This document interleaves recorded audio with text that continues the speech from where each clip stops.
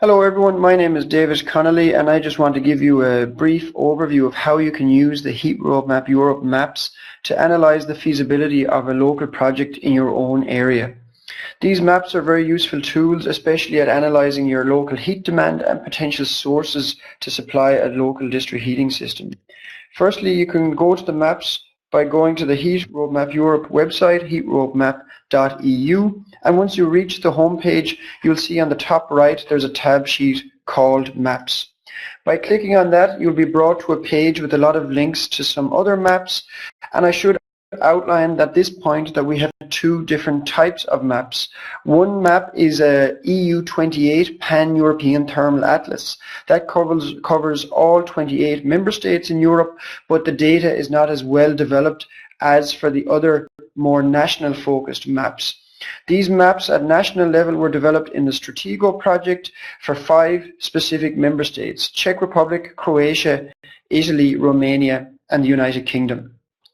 I'm going to take you through these more detailed maps at a national level to show you some of the nice features that you can use to evaluate a local project. So if I click the Czech Republic, for example, the first map here, you'll see a new window opens displaying the Heat Roadmap Europe Thermal Atlas for Czech Republic. I'll just zoom out 1 or 2 clicks and you can see that it's the Czech Republic highlighted here in the center of Europe. To begin, I'll just mention that on the top right hand corner of the map is the toggle between all the other 4 countries. So for example, the other 4 maps can be selected. If for example go to the UK here and click on that name, I'm brought then to the map of the United Kingdom.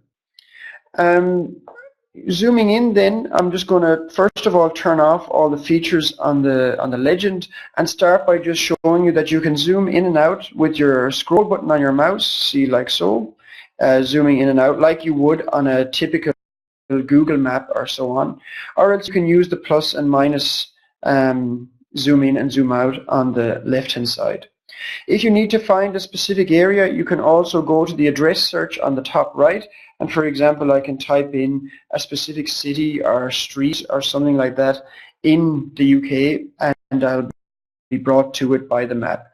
When I do so, now the map has brought me, I've typed in Newcastle and pressed search, and the map has brought me to the city of Newcastle in the northeast of England. Once I'm at a specific city or a specific location, I can then start to turn on some features that exist in the legend on the right hand side. For example, if I turn on this feature called Prospective District Heating Systems, you'll see if I go then to a local area, so let's go to a densely populated area around Liverpool and Manchester. When I have selected this Prospective District Heating Systems piece on the legend, all these black lines appear on the map. I'll show you once again by turning it off. You can see the black lines disappear and then turning it on again. And what these black lines represent are areas that could economically be converted to district heating. So for example, if I click on the city of Manchester, you can see that this blue area is highlighted both in the center and in surrounding areas around the city of Manchester.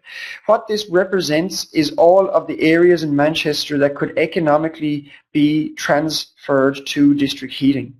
When you select a specific area, a lot of information appears on the left hand side. So again, once I've selected the city of Manchester, you can see that the first thing that appears on the left hand side is the annual heat demand for that selected area. So the whole heat demand, and you can see that this blue area actually goes all the way across to Liverpool. It's one big system. This big area here represents a heat demand of approximately 110 petajoules or 110,000 terajoules. So that is the maximum economically viable heat demand that could be converted in this area to district heating. The second thing that should appear for this area is something called the annual cooling demand. You can see that first of all, this cooling demand is much smaller than the heat demand. So the cooling demand here is 5,600 terajoules, which is about 5% or so of the heat demand. The second thing I should highlight is that the heat demand represents the heating in the year 2010, whereas the cooling demand represents the maximum cooling that could be implemented in the future. The reason we did it like that in Stratego is that the cooling demand today is actually very, very small. Even in countries in the south of Europe, like Italy, for example, there's only about 15% of the buildings that actually meet their cooling needs. People usually prefer just to live with the discomfort of overheating in the summer rather than pay for the additional cooling costs.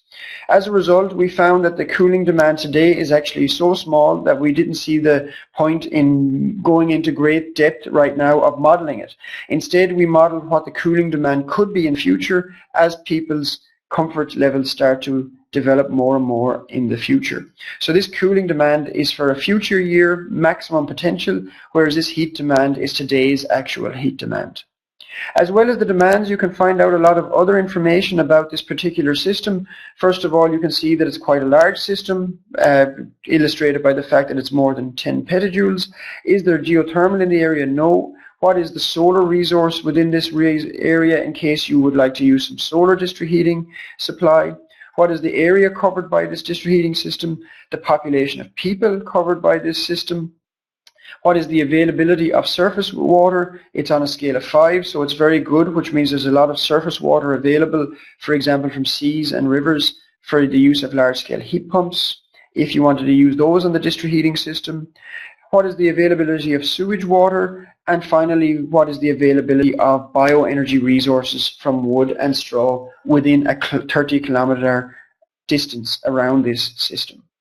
No matter what city you're in no matter what country, once you select a particular city, for example, if I go here a bit to the right and select the Bradford Leeds region, you can see I get the same legend of information for that system. So you can just zoom around different areas within these maps, find the city that's relevant for you, and see if there is the potential to develop district heating network in your city. Of course, this represents the maximum feasible district heating over the long term. So to look at maybe a more short-term perspective, you can turn off this feature called Prospective District Heating Systems, and instead you can turn on what we call heat demand classes. When we turn this on, what you get is a graphical representation of the heat density across this entire area on a 1 kilometer squared resolution. So depending on the color that you see, the purple being the highest and beige being the lowest, it illustrates what's the heat demand within this 1 kilometer squared block. The purple areas are very high, so they'll usually occur within the city centres. You can see that there's only one purple area, for example, within this Bradford and Leeds region. As you move out of the city centre regions, the heat densities become lower and lower, and therefore district heating becomes less and less economically attractive until eventually you reach the edge of a city, and a more suitable alternative would be an individual heating technology, perhaps like a heat pump or so on, in these rural areas rather than developing district heating. These purple areas are quite small here, but if I, for example, go to the city of London, just for as an example, I'm sure in the city of London, as you can see, as I expected, there's more purple areas within that city central region. Purple and red areas would be very attractive for district heating technologies that are already available today. So anything you see above the 100 limit, which is the red areas, would be considered very feasible economically for district heating development. 30 to 100 terawatt is more for future heating development, technologies such as fourth generation district heating, and less than 30 is unlikely to be converted to district heating in the future. And that sums up, you could say, what's available from the heat demand side of things. But just then to elaborate a bit more, the next thing after looking at the heat demand, you can also look at the cooling demand breakdown. So for example, the colors once again illustrate the cooling density from a maximum of 100 terajoules per kilometer squared down to less than 10. Like the heating demand, the highest cooling demands occur in the city centre and get lower as you work your way out to the suburbs. This will, once again, is for a future cooling demand, the maximum cooling demand that is likely to be ever experienced in the London area, and not today's cooling demand, whereas the heat demand that we mapped is actually today's heating demand. You can use both of these features if you want to look at a very specific area within the city. So for example, now that we have the information down to a 1 kilometer squared resolution, then we can zoom in to a particular area of the city to see how feasible it is within that area. So for example, now I'm zoomed in to the Hounslow area of London, and I can see that it's within a red region, which means it's very likely feasible for existing district heating technologies. So that sums up then the heating and cooling demand, but then I just finally want to present that we also have some information on the supply, the potential to supply district heating systems in a local area. So if I scroll down on the legend on the right hand side, you'll see that I come to a piece called excess heat facilities. These excess heat facilities are defined in terms of circles, star and triangles. The circles illustrate industries, the star illustrates refineries, and the triangle illustrates power plants. The different colors illustrate different types of each plant. So for example, the triangles can be either waste incinerators, auto producers or industrial power plants located on site for industries, whereas main activity power plants are your publicly owned or privately owned central power plants that are mainly used for electricity generation. So if I turn on this part of the legend, you'll see that quite a few shapes appear on the map. And if I click, for example, on this black triangle just beside the Thames River in London, on the bottom left-hand side of the screen, it tells me how much excess heat is available from the power plant located in this region, which could potentially be supplied to a district heating system.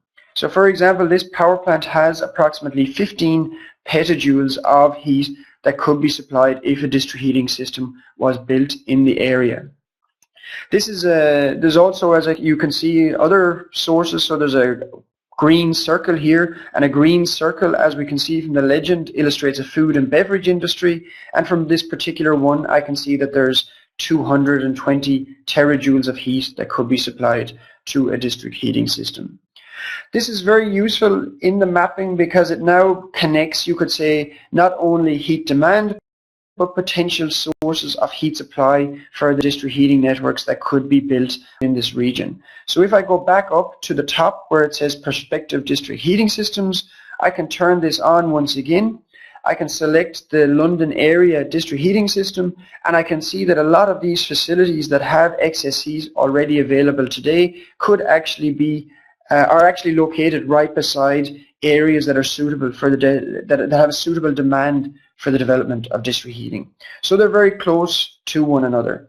If there happens to be a facility that's located outside of a district heating system, so for example, over here on the right hand side, I can see that there's a black triangle and a blue star which illustrate a power plant and a fuel refinery, and they're located at a distance, you could say, away from London. I can grab the measurement tool on the left hand side. So over here on the left, I'm selecting the distance tool, and I can click on the start, which is the power plant, and I can see that you would need a pipeline of around 10 kilometers to connect that power plant to the district heating area that's nearby if you wanted to use it. We can then look at this very briefly to see what kind of numbers are in this area. So if I remove the distance tool and instead I select this power plant, I can see that this power plant has 14 petajoules of excess heat, and this fuel refinery beside it has 12 petajoules of excess heat.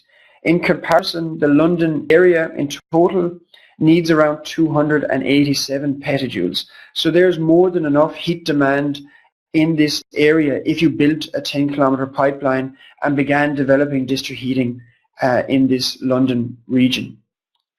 So that sums up some of the tools that we have developed in the mapping of Heat Roadmap Europe. I hope they're very useful for you when looking at your own local case studies.